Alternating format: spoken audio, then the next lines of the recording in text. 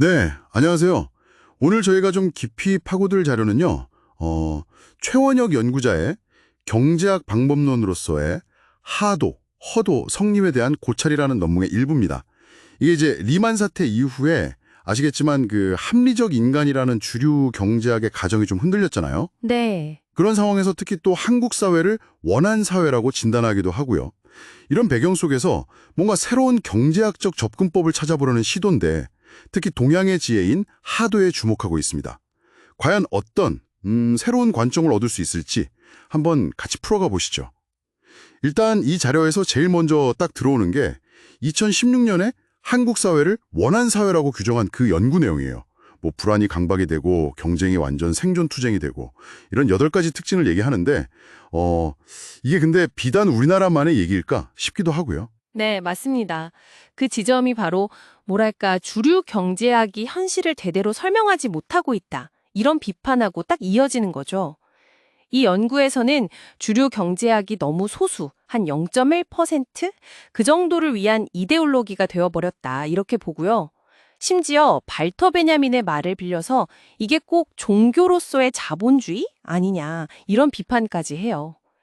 교리는 없고 그냥 보이지 않는 소원이라는 제의만 남았다는 거죠. 비유가 참 날카롭죠. 특히 그 1971년 닉슨 쇼크 이후에 금 퇴환제가 정지됐잖아요.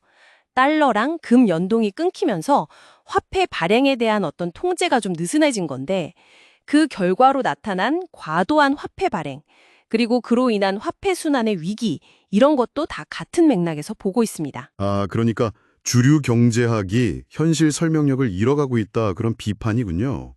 그럼 대안은 뭘까요? 뭔가 시스템 이론 같은 접근들을 시도했다고 나오네요. 뭐 복잡계 경제학이니 양자 경제학이니 하는 용어도 보이고요. 저는 특히 증여 경제학이라는 개념이 상당히 눈에 띄던데요. 네, 그거 흥미로운 지점이죠. 모든 걸 교환의 관점에서만 보려는 주류 경제학과는 좀 다르게 사실 우리 사회는 근본적으로 증여로 이루어져 있다, 이렇게 보는 거예요. 이 연구에 따르면 만물에는 기 혹은 하오라고 표현하는데요. 일종의 생명 에너지 같은 게 있다는 거죠. 그래서 서로 주고받는 증여가 기본적인 원리이고 교환이라는 건 사실 이 증여가 뭔가 막히거나 불가능할 때, 그럴 때 나타나는 좀 부차적인 현상이다, 이렇게까지 설명합니다. 아담 스미스가 초기에 강조했던 그 공감, sympathy 있잖아요. 개념. 이게 국부론 이후 경제학에서 슬그머니 사라진 것과도 좀 연결해서 생각해 볼 수 있는 지점이고요. 결국 현대사회의 화폐순환 위기는 곧 이 증여관계의 위기다, 이렇게 보는 분석이 상당히 인상 깊습니다. 듣고 보니 그렇네요. 아까 그 보이지 않는 손이 을에만 남았다는 지적하고 또 증여가 사라지고 교환만 남았다는 이 분석이 결국 같은 문제의 다른 표현 같다는 생각도 들고요. 그런데 이 시스템 이론만으로는 또 뭔가 좀 부족하다, 이렇게 연구는 지적하는군요. 뭐 프랙탈이나 카오스 이론 같은 복잡계 현상을 설명은 하는데 그 근본적인 원인이 대체 뭐냐, 여기에 대해서는 명확한 답을 주지 못한다, 이런 한계가 있다는 거죠. 네, 정확히 보셨습니다. 바로 그 시스템 이론의 한계점에서 이 연구는 서구 이론의 틀을 좀 넘어서 동양의 고대 지혜, 바로 하도에 주목하는 겁니다. 이게 어떻게 새로운 방법론의 가능성이 되냐면요. 하도는 그냥 오래된 그림이 아니에요. 생성과 소멸, 또 상생과 상극 같은 뭐랄까 우주 만물의 순환과 관계성의 원리를 담고 있는 일종의 시스템 관계도라고 볼 수 있거든요. 그래서 이 하도의 원리를 통해서 경제 시스템의 어떤 비선형적인 흐름이라든지 아니면 개별 주체들 간의 눈에 보이지 않는 상호 의존성, 이런 것들을 분석하는 틀을 마련할 수 있지 않을까, 이렇게 보는 거죠. 부분을 넘어서 전체 시스템 속에서 유기적인 관계를 파악하려는 시도인 셈입니다. 이야, 하도를 그렇게 해석해서 경제학에 접목하려는 발상 자체가 굉장히 신선한데요. 그럼 이게 아까 잠깐 언급됐던 양자 경제학이랑은 또 어떻게 연결될 수 있을까요? 아, 좋은 질문이십니다.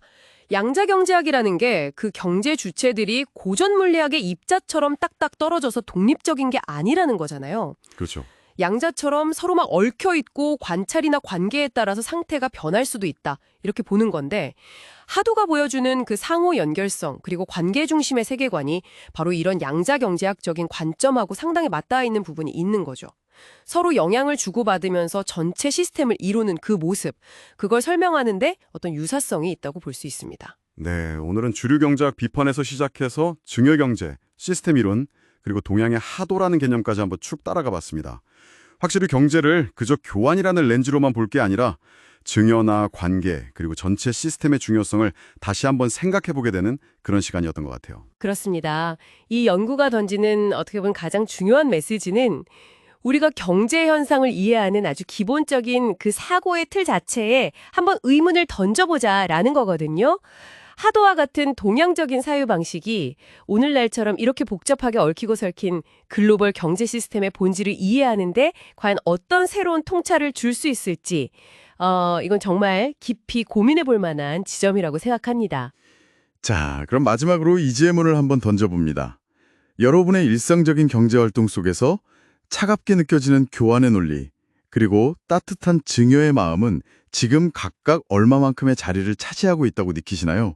한번 좀 가만히 생각해 보시는 것도 좋지 않을까 싶네요.